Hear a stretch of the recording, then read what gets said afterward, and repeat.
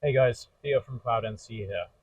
So, it's the night before EMO. I'm currently standing in the DMG Mori Pavilion, which, as you may or may not be able to tell here from the camera, is absolutely massive. There is so much new technology on show here. There are so many new equipment types.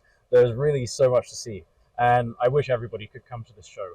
Personally, this is actually my first EMO, and I cannot wait for the other halls to open up tomorrow because no doubt you can spend an entire week here and still maybe only see 30 or 40% of what there is on show.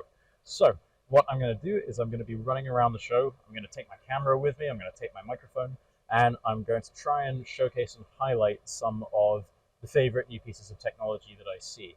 Now, being manufacturing, this is an industry where, frankly, technology moves a little slower than some others, like the software engineering industry. But the good news is, I think things are actually catching up. We are actually starting to see some of the consumer grade interfaces that we have been, that we know and love, and we've been trained to expect by, say, social media and video platforms, and just using iPads and the like.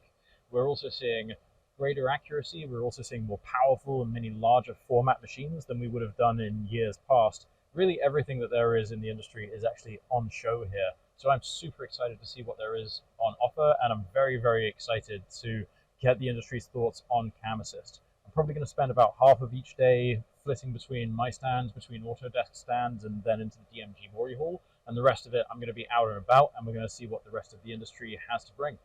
All right, really looking forward to it. Let's do this.